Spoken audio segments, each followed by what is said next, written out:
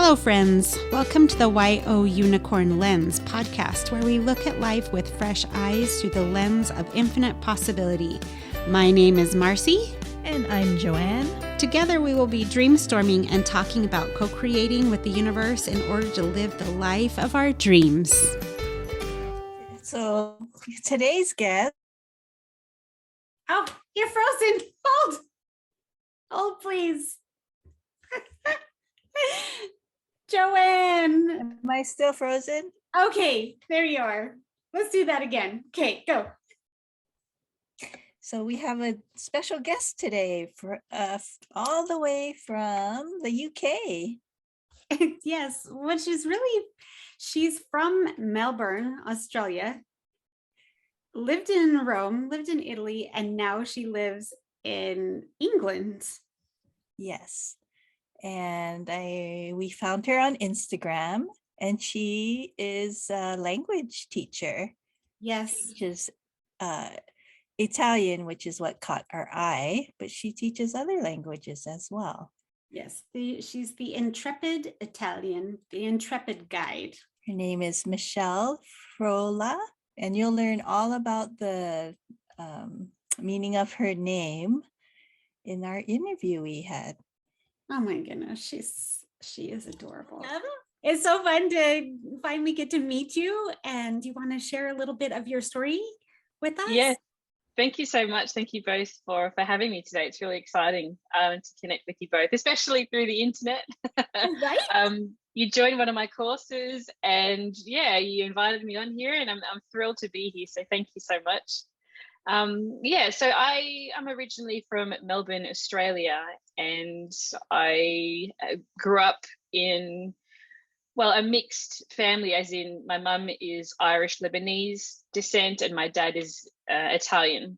So I'm named after my nonno, which is grandfather in Italian. And basically my name is Michele with one L, but it's actually Michele, which is Michael in Italian.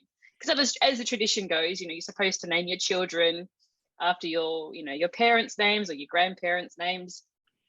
So I was supposed to be a boy. I've got two older sisters. My parents were hoping that the third one finally would be a boy, that they could give, my nonno, to pass on his name. But in the end, my dad just decided, look, we're in Australia. People will just pronounce it Michele, but at least I'll know that it's, Michele. So I grew up in an environment where I was very proud of my name. My nonno would, always pinch my cheek, and he would play with me, and he was just thrilled that, that his name had been passed on to me. But growing up, I wasn't able to speak to him in Italian. He didn't really speak English, if at all. And I enjoyed his company. I knew that he was a great person, and he always was, so loving, and always, giving us pocket money as he does, and all the very typical Italian ways that he would spoil us. But it frustrated me that I could never really communicate with him, because my dad immigrated with his family from Italy to Melbourne in the 50s. So there was a massive, and there still is a massive, Italian community, and they kind of just sort of stayed together, and they didn't really learn English unless they really needed to. So at this time, his English was very limited. But that when he passed away when I was about 17, it was like something just changed within me, and I really wanted to learn Italian. It wasn't a language that we spoke at home, because my mum is Australian and my dad is Italian.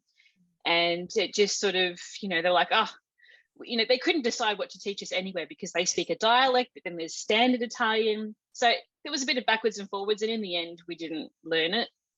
But I really wanted to. I felt really connected with my roots through my nonno, especially. And so I decided to learn Italian, really humbly, for the first few years. I was 17. I wasn't able to drive at that age in Australia. So I just started with like travel phrase guides, and just sort of, picking up a few words here and there. But the problem with those books is that they don't really give you the structure. And I could see things, like the endings of words. I'm like, why does that end in an A but that ends in an O? And what's this masculine feminine thing they're talking about? Like, there was just no way for me to really connect the dots. It was just, I was just forced to memorize things without really understanding what I was memorizing or why.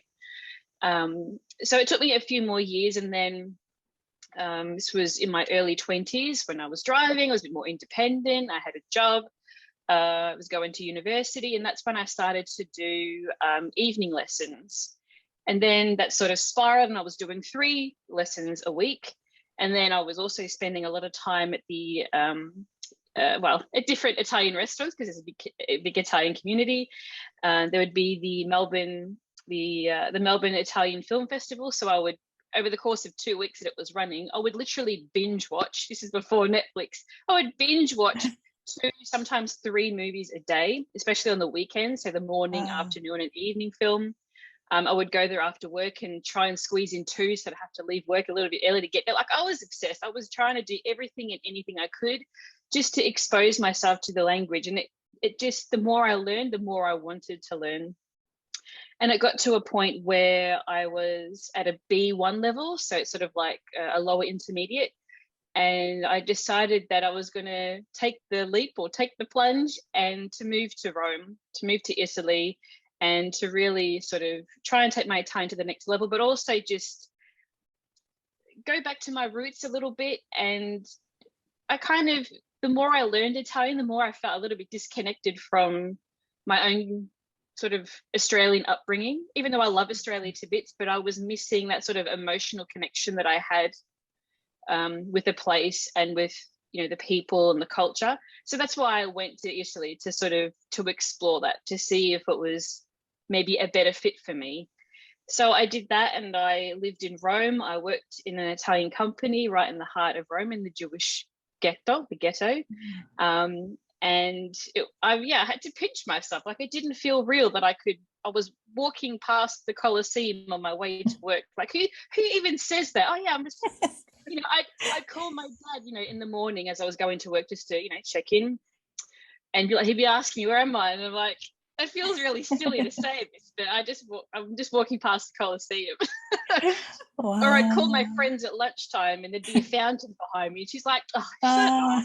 You know, like, it felt ridiculous to say it, but it was a wonderful experience, and it really made me focus on different things in life. It took me away from climbing the corporate ladder that, you know, quite often happens when you live in a Western country. But in Italy, and I find that in the Mediterranean in general, there's more focus on friendships and family and socializing, and just, you know, making the best of the time that you have.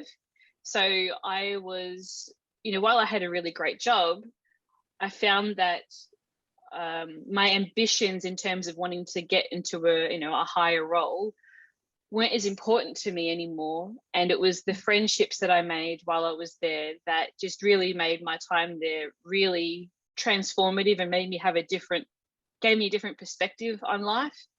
And it's basically la dolce vita, right? But no one really talks about what exactly that means. It's really a mindset shift, where it takes you out of what you're used to and puts you into this environment where family and friends and connecting is so much more important. And I think it's only something that you can really understand once you live there. Otherwise, it's just sort of this phrase that gets thrown around a lot. But for me, it means so much more. But yeah, I hope that that you guys, when you go to Florence for 2 months, that you get to experience a little bit of that you really can connect with the locals and just sort of see the world through their eyes, and, you know, the importance of, you know, passing the time with the people that you care about the most. So yeah, I was in Rome for 3 years. I had to I'd planned to move there indefinitely, but it didn't work out that way because I don't have a European passport, even though my dad was born there, but that's another story. So I decided to move to London, and, you know, so I could be closer to Italy than maybe Australia, and also just to learn more about Europe. There's so much happening in this part of the world in comparison to Australia. So much history, so many languages, so many events, and it's quite easy to move around and travel. So that was my hope, was that coming here I could still maintain my Italian by going to classes here, but also travel and, wanted to learn French and other languages too. And I was missing the daily challenge of speaking Italian. So that's when I started the Intrepid Guide, which is my language and travel site. So I've seen and experienced firsthand what it's like to be able to, even start with the basics of the local language and how that can really influence and improve and just transform your experience when you're traveling somewhere. Locals, they will respond to you and they, you might stumble through the grammar, or you'll stumble through the pronunciation, but whatever it is, they're sort of, she's making an effort, and they really appreciate that. And that opens up new conversations, and it might be broken conversations, broken French or Italian or, whatever language it is, Norwegian. But the idea is that, you're trying, and that's always appreciated. So that's what Intrepid Italian is all about now, is that I'm focusing on Italian as my heritage language and trying to help people that were or are in a situation similar to mine, where they maybe have that heritage, but they never spoke the language or learned it formally, and they only know the dialect, or maybe they don't know anything at all. But they've grown in their adult years to really appreciate their roots, and they want to learn the language. So that's where I come in, and I hope to connect with everyone that wants to learn a language as an adult, especially if they're over over 35, 40, 50, 60. There's so many people that are very in a similar situation to mine, and it's lovely just to hear their stories and to connect with them, and to be able to help them is such a thrill. So yeah. That's my very long story, but I feel like it's important to share, because there might be people out there that might be in a similar situation that might also connect with me, and how I can help them. Yeah. Now, was that your first time going to Italy when you moved there, or did you go before? And then, because you seem to be very disciplined in your study of Italian and motivated. Yeah, I would call it maybe an obsession. I'm sort of the person where if I set my mind to something, and I just put my 100% into it, and then I'll take it to the next level. But when I moved to Italy, that was the second time that I had visited. So the first time I went with a friend. That was I think it was 4 years prior. He and I, he's also Italian heritage. We wanted to go to Italy, see what it was all about, go see the Mona Lisa in Paris, and just sort of see all the amazing artwork that we had heard about, that we were really passionate about and had a real interest in. So that was, a 2-week trip that we traveled around Italy together. And then I came back, and that's when I became serious about learning Italian. That's when I started going to lessons. And then it was 4 years later that I got to the point where, Rome had left such a lasting impression on me that I thought that that's where I want to go back to. So it was the second time that I had visited that I wanted to actually, the second time I went, it was a language holiday. So I was 2 or 3 weeks in Rome, 2 weeks in Florence, and then a week or so in the north visiting one of my ex-Italian teachers. So altogether, it was about like a 6-week trip or something like that. And then 3 months after that is when I decided to move. So that trip was me traveling by myself, just to sort of see if I could, if I still felt the same way that I felt a few years prior, and to see how I would survive with my, B1 level in Italian. And I had a wonderful time. And that was like, yep, this is happening. I came back, I told my dad, he was thrilled. And yeah, I quit my job and I moved to Italy. So yeah, third time's the charm.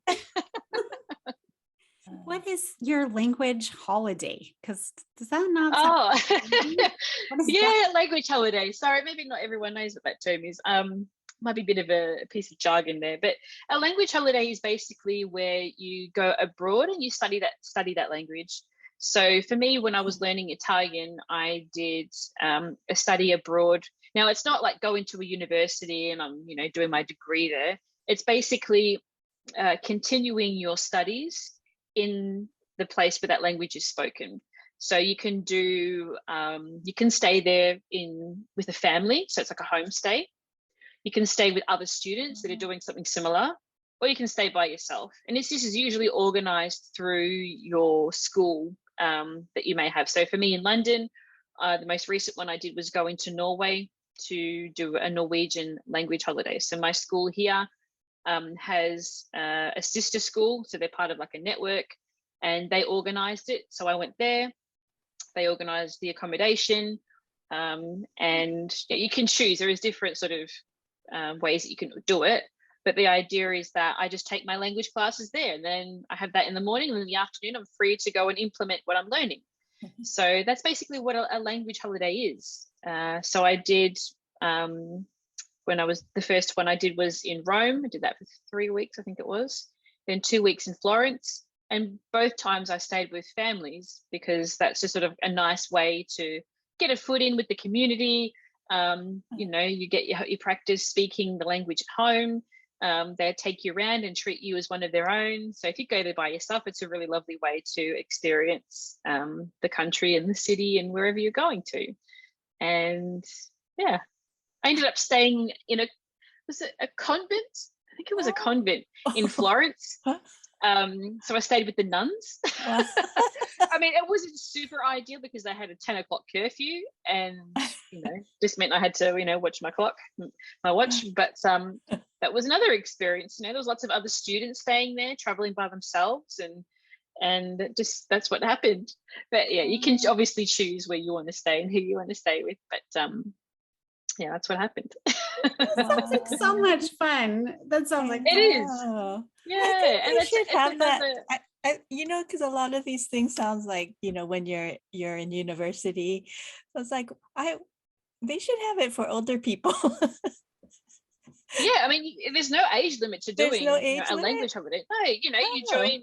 You can either have it organized through a school that you're with, wherever you are in Las Vegas, or you can just find a school that you like the look of and contact them, and then you book 3 weeks, 4 weeks. There's no limit to how long you stay there for. I would recommend staying 2. I think 1 week is probably a bit too rushed. 2 weeks is at least it's a good amount of time for a minimum. But yeah, so you can find any sort of look up language schools in Rome. You say, yeah, I like to look at that one, go there. And then you just choose their morning or afternoon sessions, and plan a trip around it. You must study a lot of teaching methods, huh? Yeah, well, I mean, it's a constantly evolving sort of industry, really. There are so much information out there, so many books. And yeah, the more you learn about it, the more you realize that there are just so many different strategies that you can implement to help you. And like I said, there is no one way of doing anything. Variety really is the spice of language learning, not just one resource, but you get a little bit from everything. So, people ask me, what's the difference between your course and Duolingo, for example? And I'm like, well, with Duolingo, there's a lot of gamification in there. They focus a lot on the vocabulary, but then it lacks the structure and the grammar that you need to be able to build and create your own sentences. So that's where I come in. So myself personally, I like to play around with apps such as Mondly. Mondly is my favorite one, and it's just daily lessons. It's less gamified. For me personally, I find that if I'm using Duolingo, I focus too much on climbing that ladder and being really competitive. It's sort of in my nature. But when I'm using Mondly, I still get the stimulation, but I don't focus too much on, well, it's not, a main focus for me when I use that app. And yeah, I just prefer that. But, I use italki, I've done traditional lessons in person, speaking with people, catching up with friends. I did language exchanges. I did my language holiday. Like the variety really is what makes the difference, because if you stick with one thing, you might find that you get bored. Or maybe it doesn't resonate with you, and that's okay. It's okay to say, I don't really like that book. Even maybe everyone else is using that book or that textbook that you've seen before.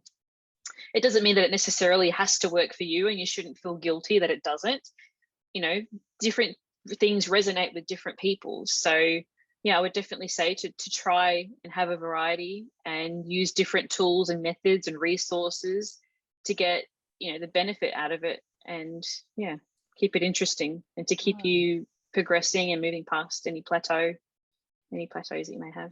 You offer other languages, I see. Like the other languages I offer are Norwegian, Spanish, and French. So these are my other travel language courses that I have, including Italian. But I always said that I wanted to learn French after I had reached quite a comfortable advanced level in Italian. So I started learning French when I was still living in Rome. Then I continued that for the first few years that I was in London. Then I started with Afrikaans because my partner is Afrikaans. And then I started traveling a lot to Norway. Norway is incredible and it's such a melodic language. So I started learning Norwegian, which is something that I'm still working on. And yeah, I just wanted to create courses to help other people to discover that country or those places where the language is spoken on a deeper level.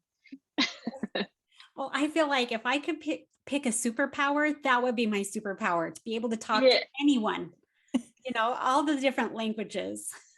So that's fun. Wow. You teach your idea is 80-20, right? Yeah. So can you tell us more about what that means? Yeah, okay. Well, with all the languages that I teach, I use the Pareto Principle, which is also known as the 80-20 rule. Now, this rule states that 80% of your success or results come from 20% of your effort. So this can be applied to many areas of our lives and without even really realizing that that's the case. So say, for example, 20% of articles on a website account for 80% of its visitors, or that 20% of words in a language accounts for 80% of usage. So this is something that really resonated with me. Now, the 80-20 principle was coined by a management consultant called Joseph M. Duran, and he named this principle after the Italian economist Vilfredo Pareto. Now, in 1896, he showed that approximately 80% of the land in Italy was owned by 20% of the population. So we're talking about wealthy. It's a different topic, but the percentages aren't exact, but they're approximate, and it's not really. It's more the ratio that is really the key thing here. So the 80-20 rule can also be observed in language learning as well, and used for higher efficiency when you're learning. So this means that most of your success in learning a language or Italian is the result of about 20% of the effort you make. It also means that only about 20% of things you learn contributes to around 80% of your development and improvement. So why not focus on that 20% that's going to give you all those results, for a sort of like a fraction of the effort or focus. So my methods and approach is different than traditional methods in that I teach you the most important 20% of the language right from the beginning, so you can start to speak straight away and build up that confidence and build up that foundation. Because for me and for most people, the start is really the hardest part, right? So I want to try and make that really, to sort of hit the ground running and to have like a flying start that really excites you and motivates you, and you want to go to that next level. So, for example, when you start, these traditional lessons and classes, they'll teach you things like colors and body parts. And that's not really stuff that you need in a day-to-day situation. You need to focus on things like learning your biography, so your name, where you're from, what you do. These are sort of like the conversations that you have when you first meet someone. You ask them, oh, what do you do? Oh, why are you here? And all that sort of vocabulary and grammar is more important than, saying, oh, I like your blue t-shirt, or that's a really nice white top. Like it's not, it's nice to know that stuff later on, but to build up that confidence, especially in the beginning, it's really important to sort of learn the words that are really going to sort of, get you excited about the whole process and learning. So that's what I try and do, or what I do with my courses, and that's how my method basically works. I think that's brilliant, because that gets you started off on the right track, right? To show up Yeah, absolutely. and we're not Absolutely. asking about our elbow or anything like that. We want to know where the bathroom is and Yeah. order a Or can I have the bill, please? Yeah.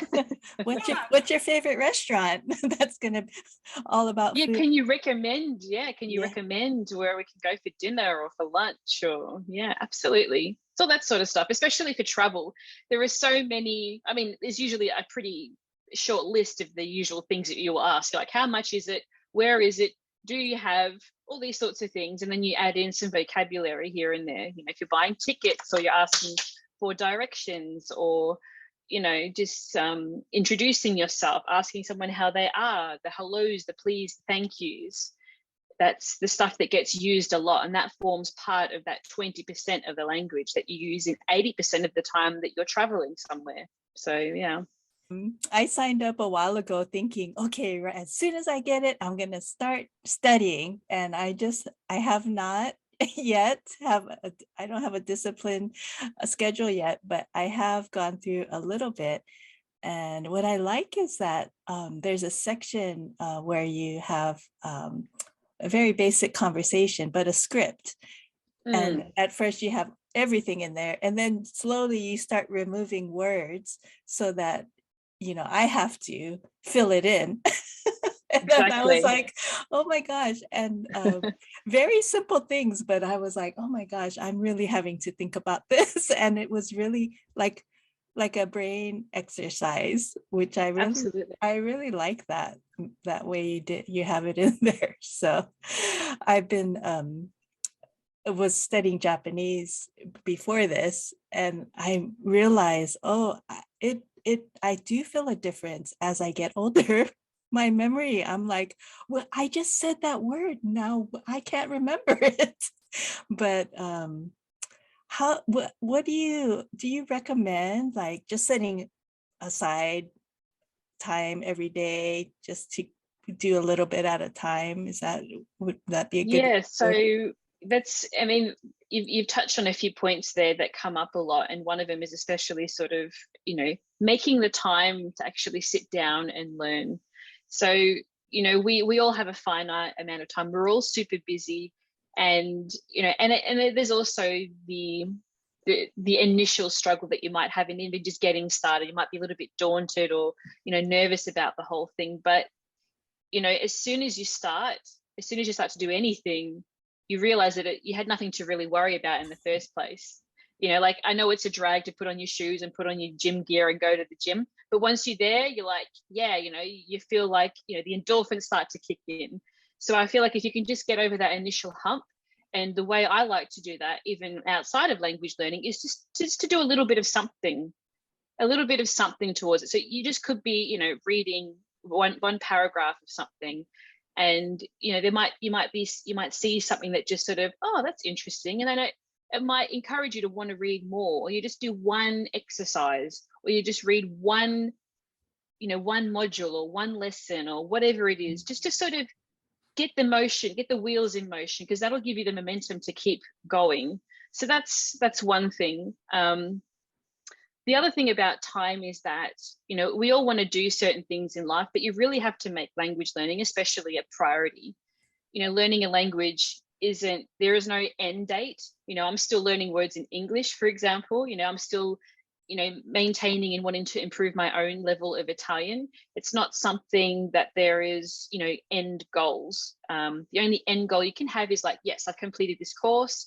My next goal is I want to finish this course, or I want to finish this module, or I want to do this exam. Those are the goals that you can set along your journey. But the idea is that you need to make it a priority in your life. You really have to say, look, this is something that I really want to do, and then you make time in your day.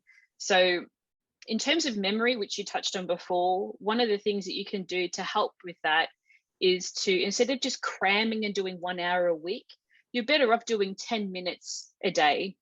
Like, if you spread that out over a certain amount of time, that's called like spaced repetition. So you see something one day, you learn it, then you come back the next day and you remind yourself of that. And then you might learn something new during that time. So it could be, first few minutes you're revising what you did the previous day, and then, the rest of that time, so 80% of the time, you're learning something new. And then you sort of repeat that day after day, and that will help. The spaced repetition, it helps you to offset any forgetfulness that you have. And that way, you know, making 10 minutes a day, you know, sometimes you may even spend more time than that, and that's totally fine, because you might find that once you start, you don't want to stop, and that's even better. But at a minimum, just try not to overload yourself, or, you know, feel like it's too much.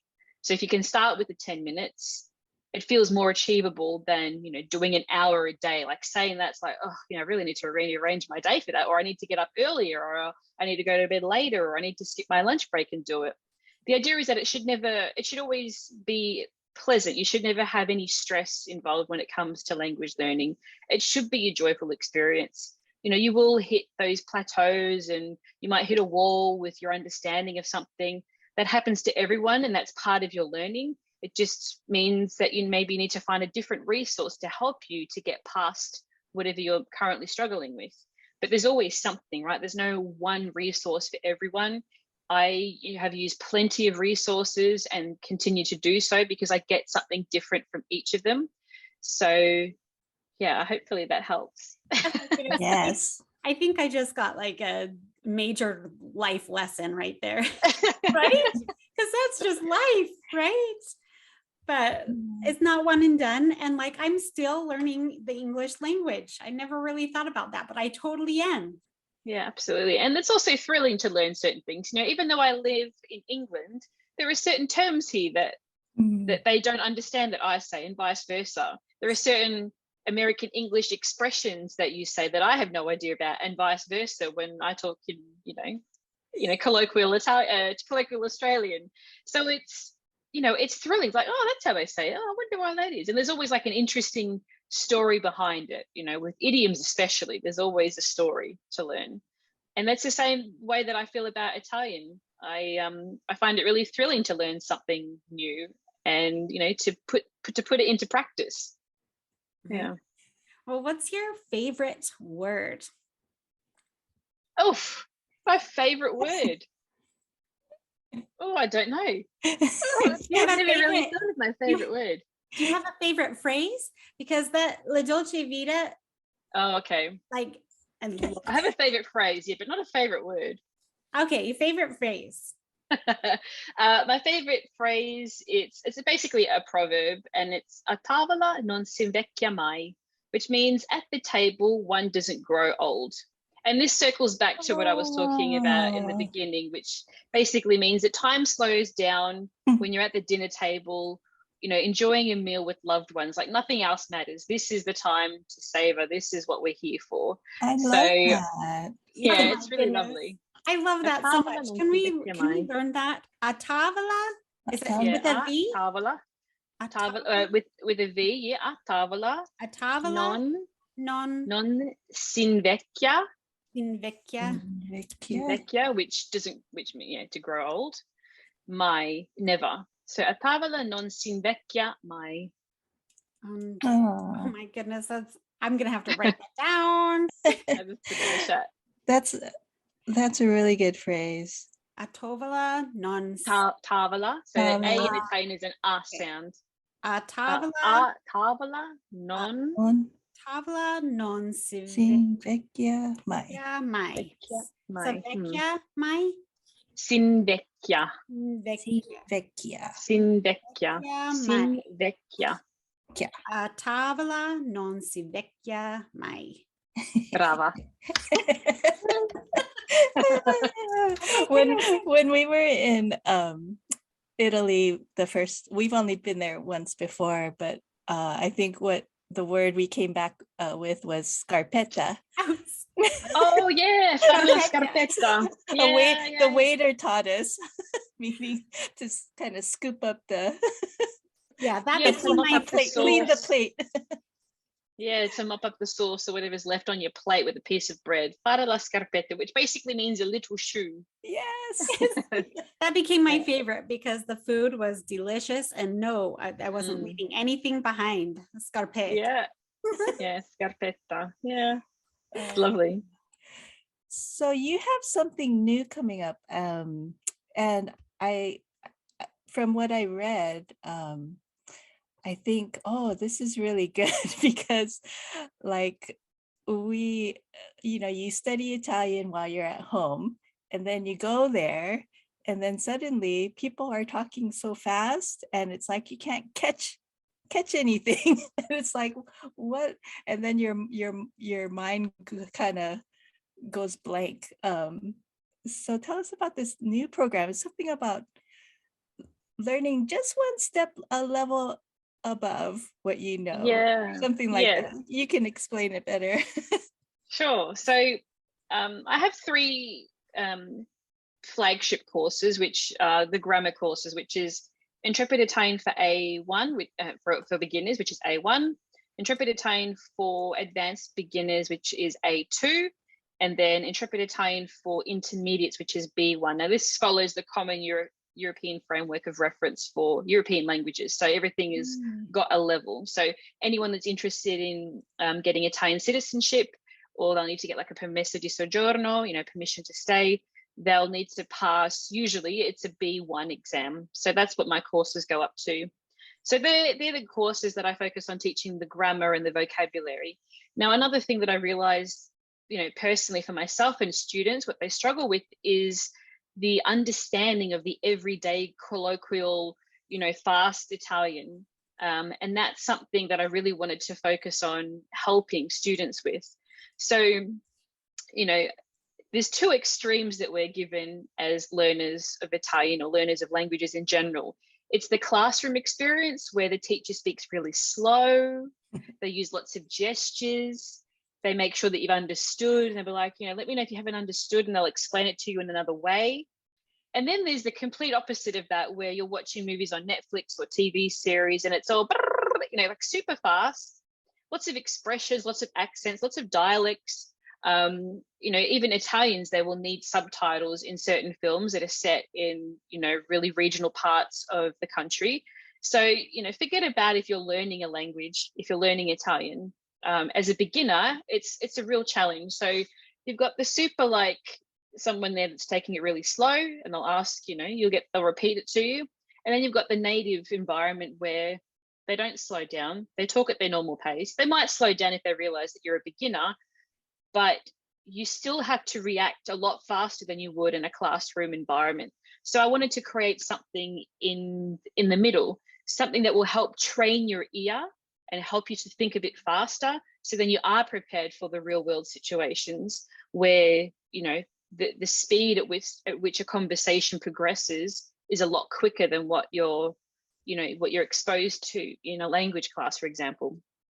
So this idea is called comprehensible input. So this is a learning theory that was developed by Stephen Krashen, and he found that, if you find material or use material that's just one level above your current level, then this is the ideal place to improve your level within the language. So it's just one level above. So it's not too hard, it's not too easy, but it's just challenging enough that maybe a few words, fall between the cracks, but you get the gist of it. You know what's happening, but there are just a couple of words here and there that you need to look up, and that is called comprehensible input. So the idea with this is that you're learning naturally, not consciously. So that's basically, finding comprehensible input is almost impossible.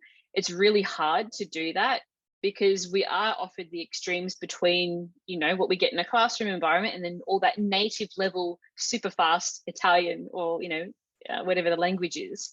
So there's no middle route. There's no, to bridge that gap. And that's why I wanted to create. So that's comprehensible input. So I can give you a bit more details about how the course works, but that is the main principle behind it. So for me, for example, what I've created is a 20-part story that follows two characters as they travel around Italy together.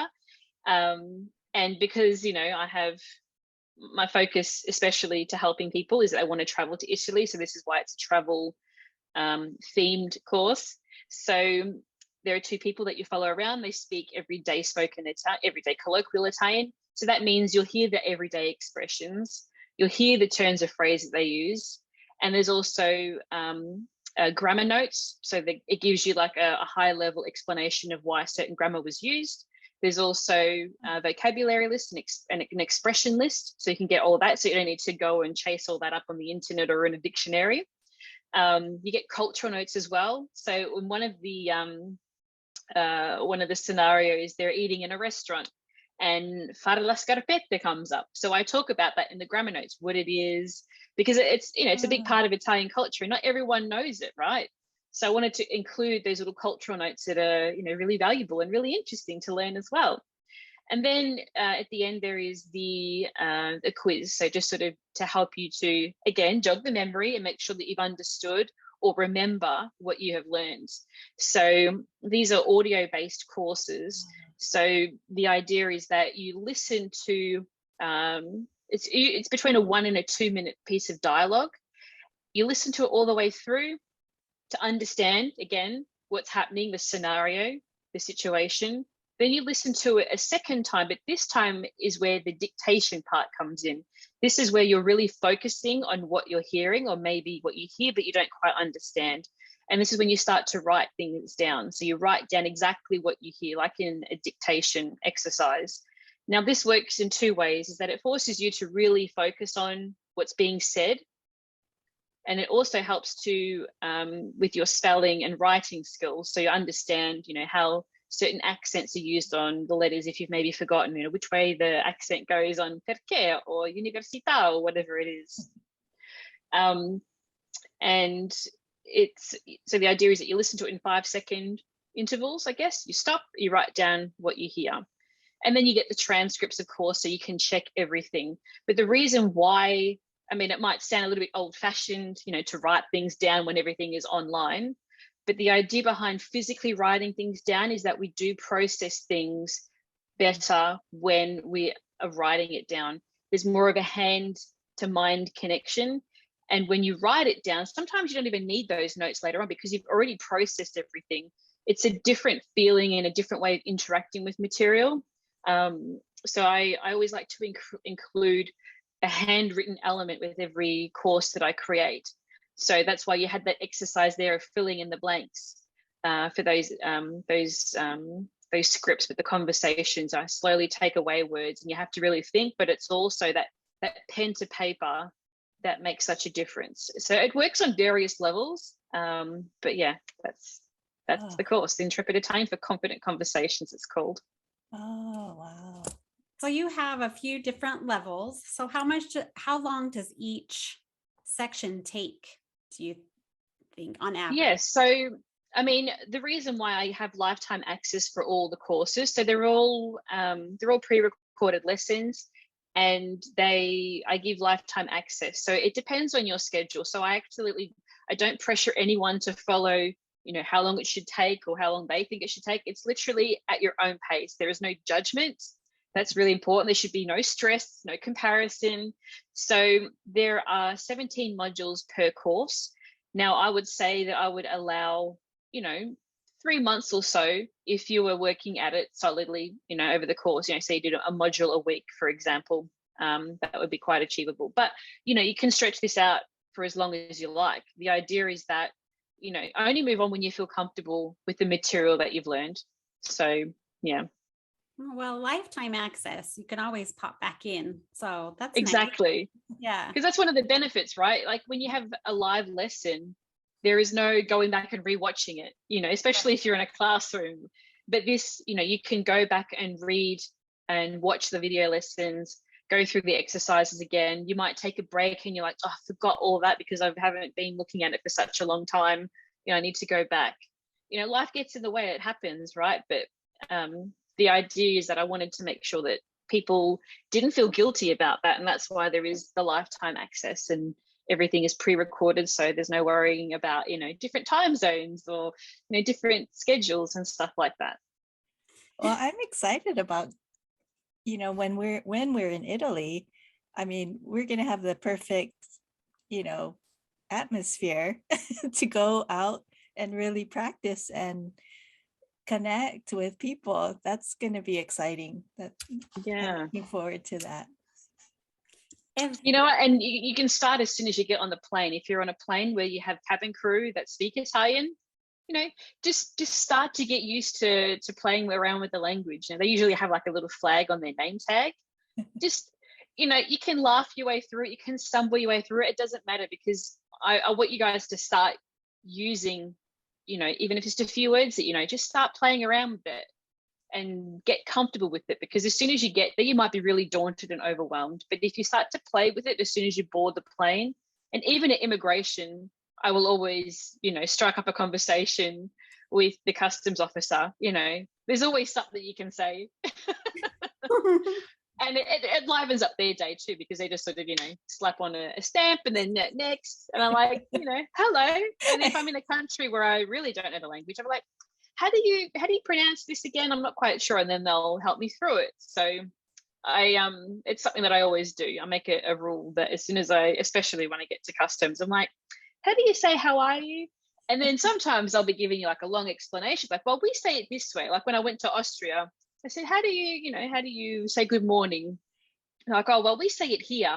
But then if you go to Vienna, you know, then they say it this way. But then if you go to Germany, they say it this way. I'm like, oh, you know, thanks for the lesson, you know.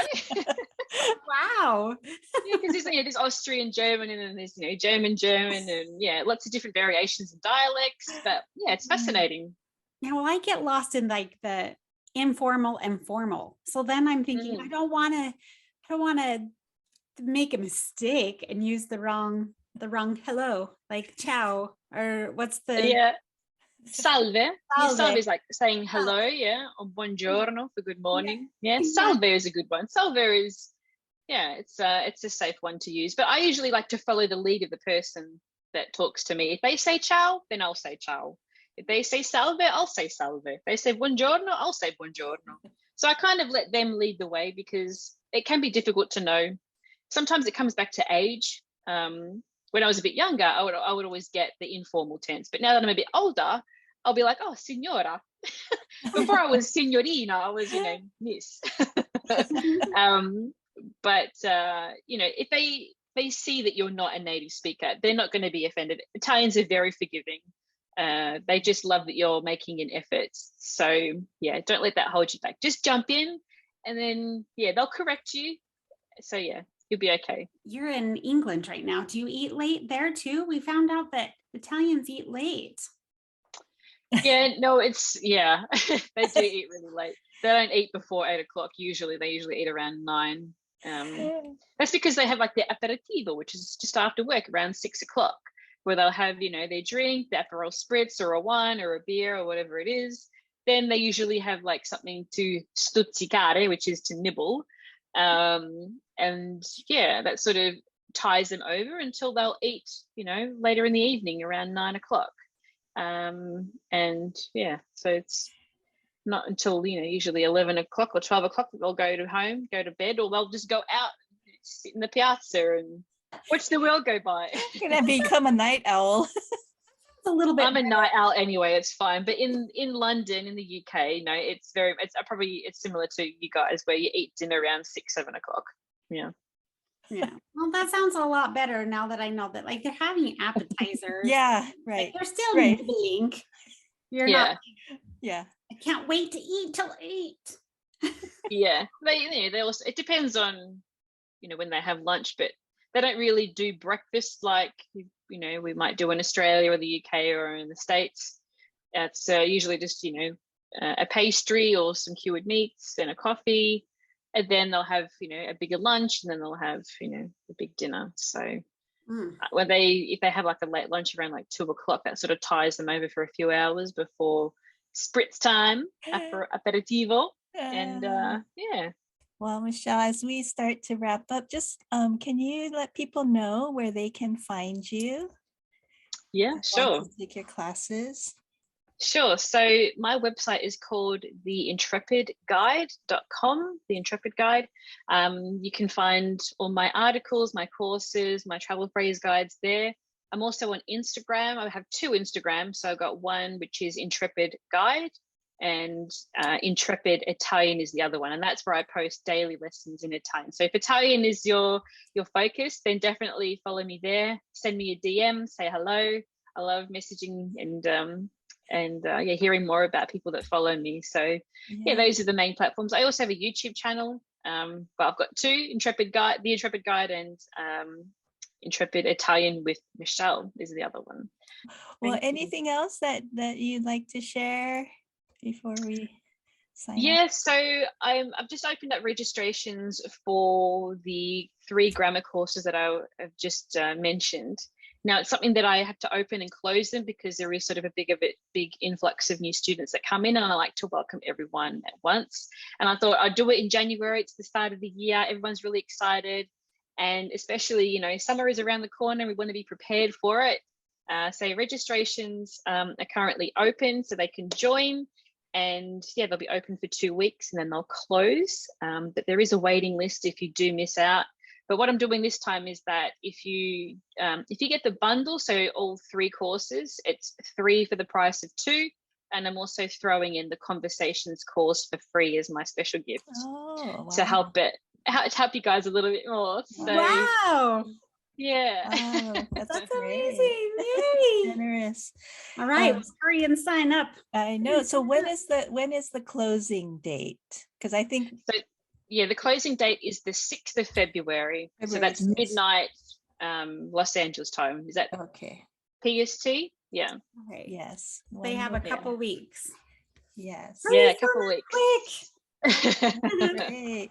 Great. Leading up to registrations opening on the 23rd of January, I'm currently running a giveaway. So you can get all 5 of my Italian courses.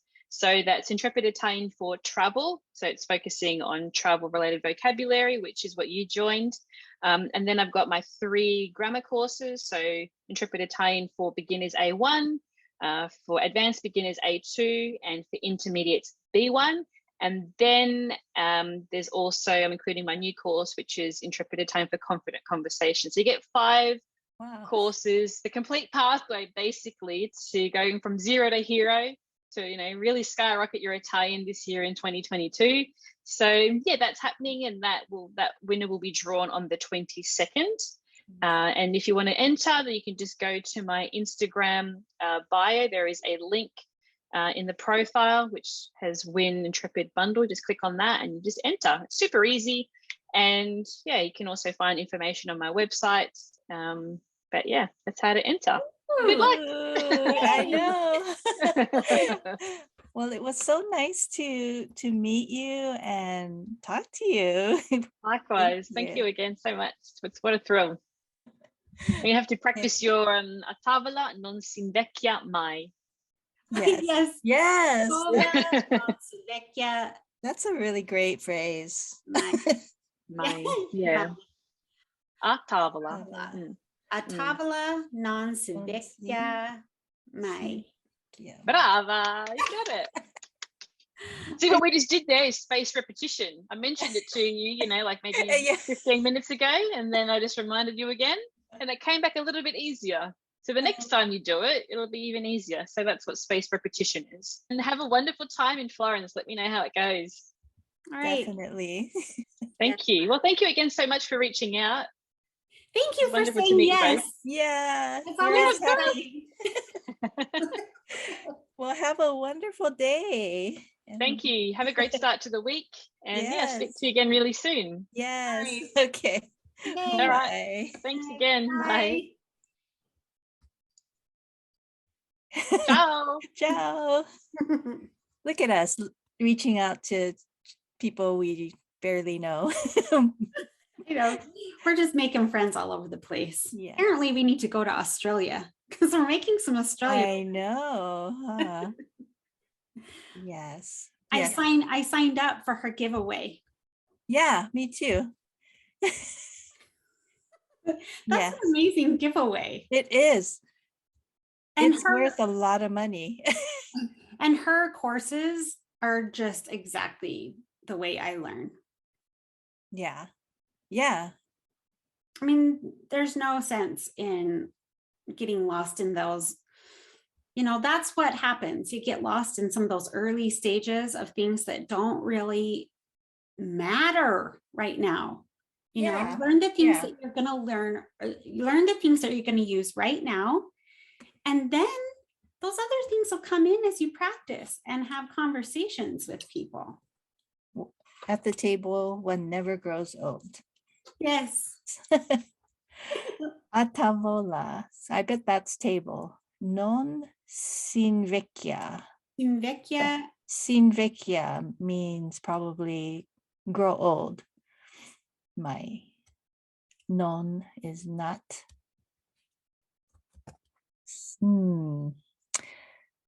So hopefully we'll win it.